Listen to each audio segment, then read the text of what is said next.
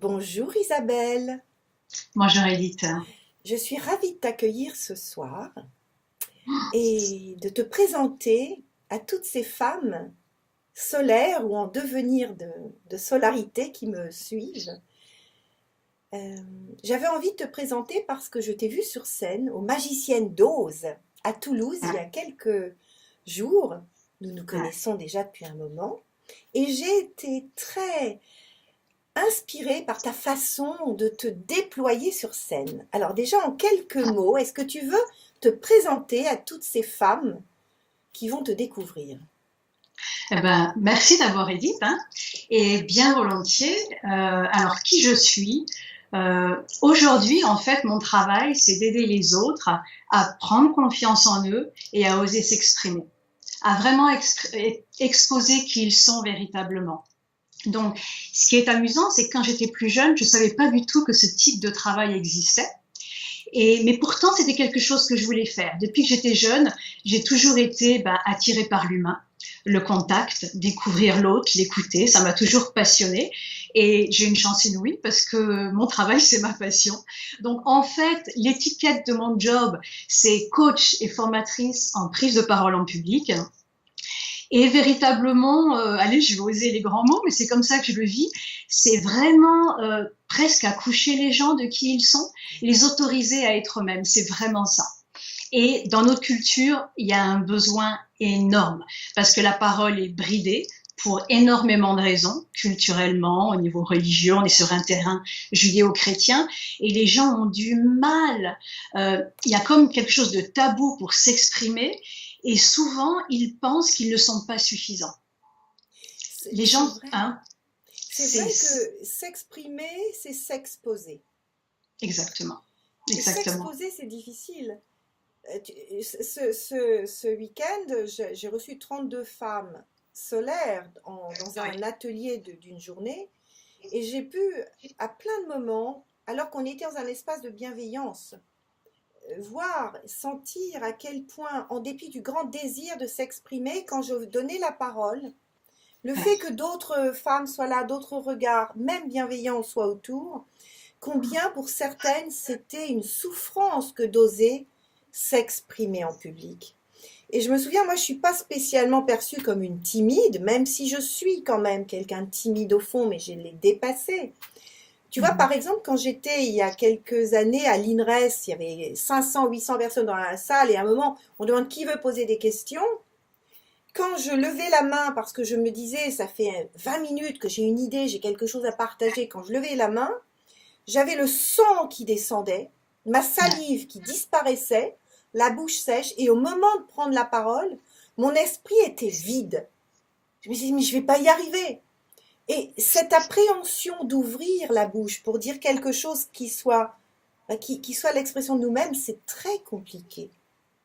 Oui, oui, oui. Oui, parce qu'on est très formaté et bon, il y a toute l'éducation, le système Ouais. scolaire et personnellement, moi, je trouve qu'en France, on est encore beaucoup dans le rapport de force. On est dans le rapport de force. Parents, enfants, boss, collègues, etc. On est tout le temps dans le rapport de force Enseignants, et étudiants, enseignants, élèves. exactement, exactement. Et du coup, ça perturbe les liens. Et on n'arrive pas à trouver un lien simple et sain avec Naturels. l'autre. Et le paradoxe, c'est comme tu le dis exactement, les gens n'osent pas révéler qui ils sont. Et c'est là toute la tristesse, c'est une tragédie, parce que c'est justement en révélant qui nous sommes et même nos faiblesses, nos vulnérabilités, c'est là qu'on va intéresser les autres. Il y a une phrase, une citation de Chaplin que j'adore, qui dit tout ce qui est personnel est universel. C'est tellement Mais oui, juste. parce qu'au bout du compte, on est tous des humains et ce qui nous intéresse, c'est l'aventure humaine. C'est ça qui nous intéresse, au-delà de tout. Ben oui, et on a perdu cette notion. Et il faut la retrouver, en fait. Et Oui, Edith. justement, qu'est-ce que tu conseilles à quelqu'un qui a une très grande envie de s'exprimer, mais qui n'y arrive pas? Non, tu sais, la prise de parole en public, c'est ça de fascinant, c'est que c'est une compétence qui se trouve pardon, au croisement de plein d'autres compétences. Ah, C'est à la fois la confiance en soi, C'est à la façon de se comment je bouger. gère mes émotions, mon D'accord. stress, tout La ça. posture Et donc c'est physique, vraiment j'imagine. La posture du corps aussi. le souffle, Je te la parle relation parmi... que j'entretiens avec mon corps. Oui. Tu m'entends, Edith? Oui? 5 sur 5. Parce que l'image, c'est un petit peu figé. Ça va? Oui, très bien. Ok. Donc, la compétence prise de parole en public, elle fait appel à tellement d'autres compétences. Elle est très complexe. Et il faut aller chercher véritablement, il y a un travail à faire. Pourquoi j'ai peur? D'où elle vient cette peur? Mm. Il faut vraiment aller à la racine de la peur si vraiment on veut s'en débarrasser. Et il faut jamais oublier qu'une peur, c'est une émotion, et derrière une émotion, il y a une ressource. Exact. Il y a une force en vérité. Donc il faut aller interroger cette émotion. Pourquoi j'ai peur? Parce que l'émotion, elle parle de nous. Il faut vraiment la questionner, aller jusqu'au bout pour pouvoir aller chercher la ressource qui se trouve au fond de cette émotion et l'utiliser. Tu sais, en vérité, les grands orateurs, ce sont souvent des très grands timides. Ça ne m'étonne pas. Parce que ne pas avoir peur pour prendre la parole en public, c'est pas forcément la panacée non plus. Parce que les grands timides, ils ont dû faire un voyage et ils savent pourquoi ils prennent la parole. Il y a vraiment un enjeu, il y a un besoin. Ils sont appelés, si tu veux. C'est très très D'accord? juste ce que tu dis. Et j'en parlais ce matin avec le caméraman de la journée qu'on vient de vivre. Et il me disait souvent, cette timidité, d'abord, elle nous a amené à beaucoup nous mettre en empathie avec les autres. On a appris à observer, à sentir. Et après, quand on exprime, on va exprimer avec une présence, Ouais, une force, mais dans la douceur, exactement. dans l'intégration de l'autre. Et on va avoir une parole beaucoup plus touchante que si Exactement. on n'est pas des acteurs. Et j'adore quand tu dis je parle donc je suis. Parce Oui, que c'est vraiment ça l'enjeu, et c'est ça qui est la beauté de la chose, c'est que je parle donc je suis, ça exprime à la fois la délicatesse de la parole, parce que c'est exprimer son je suis, donc dans le je suis, il y a notre vulnérabilité, oui, et oui, parfois il y a aussi qu'on ne sait pas qui on est. exactement. Et l'autre, c'est la puissance de la parole quand on est dans son je suis. Et la puissance de cet impact qu'on va avoir sur l'autre, parce que, comme disait Moyadine Ibn Arabi, en le reconnaissant, je lui donne l'être. Et en Exactement. reconnaissant ton être, en l'exprimant, tu vas permettre à l'autre en face de le vivre. Alors, moi, ce que j'aimerais vraiment que tu puisses faire, c'est en effet parler à toutes ces femmes qui me suivent de ce que tu es en train de mettre en place. Et donc, j'aimerais qu'elles puissent te retrouver dans le programme magnifique que tu as construit.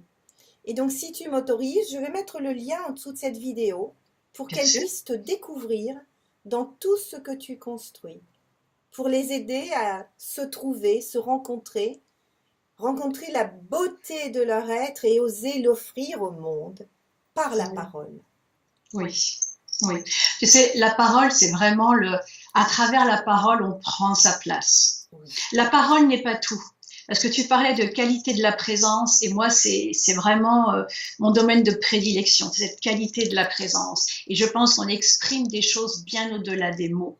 Et en vérité, ce qu'on exprime souvent, c'est soi. Ce qu'on transmet au final, Oui. c'est soi. C'est qui nous sommes. Tout le cheminement que nous avons fait pour en arriver à être cet être aujourd'hui. D'accord?